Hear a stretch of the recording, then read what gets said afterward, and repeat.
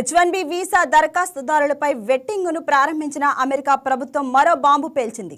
ముందు జాగ్రత్త చర్యల్లో భాగంగా భారీ ఎత్తున H1B, H4 వీసాలను ప్రుడెన్షియల్ రద్దు చేసింది.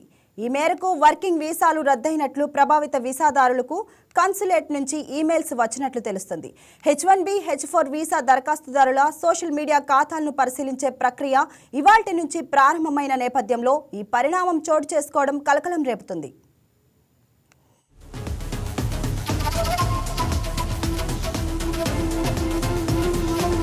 ప్రుడెన్షియల్ రద్దు అంటే వీసాదారులు కాస్త రిస్క్లో పడినట్లే.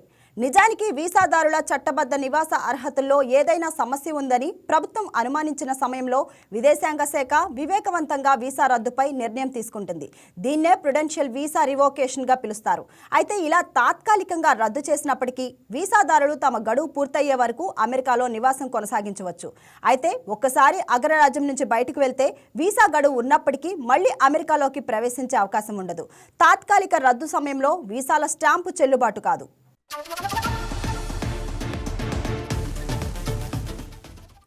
అయితే తాజాగా రద్దయిన H1B, H4 వీసాల రద్దు తాత్కాలికమేనని తెలుస్తుంది. ఇది శాశ్వత వీసా తిరస్కరణ కిందకు రాదని ఇమిగ్రేషన్ అటార్నీ ఎమిలీ నైమెన్ వెల్లడించారు. ఈ తాత్కాలిక వీసా రద్దు వీసాదారుల చట్టబద్ధ నివాస హక్కును ప్రభావితం చేయదు. కానీ తదుపరి వీసా అపాయింట్మెంట్ సమయంలో దీన్ని పరిగణనలోకి తీసుకొని వారి దరఖాస్తుల్ని మరింత క్షుణ్ణంగా పరిశీలించే అవకాశం ఉందని ఎమిలీ సోషల్ మీడియాలో వివరణ ఇచ్చారు.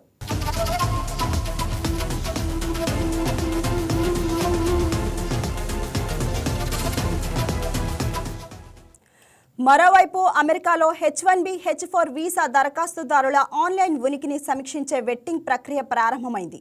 H1B, H4, FMJ వీసాలకు దరఖాస్తు చేసిన వారంతా వెట్టింగ్కు వీలుగా తమ సోషల్ మీడియా సెట్టింగులను ప్రైవేట్ నుంచి పబ్లిక్కు మార్చుకోవాల్సి ఉంటుంది.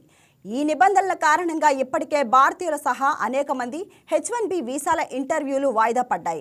అమెరికాలోకి ప్రవేశించే వారు అమెరికన్లకు హాని చేయబోరమని మేం నమ్మాలి, వారు తమ విశ్వసనీయతను నిరూపించుకోవాలి అని అమెరికా విదేశాంగ శాఖ ఇప్పటికే తెలిపింది. దీంతో ఈసారి వెట్టింగ్ ప్రక్రియ కాస్త ఆలస్యంగా చాలా వడపోతలతో సాగబోతుంది. ఈ వీడియో మీకు నచ్చినట్లయితే లైక్ కొట్టి షేర్ చేసి మా YK టీవీ ఛానల్ని సబ్స్క్రైబ్ చేయండి.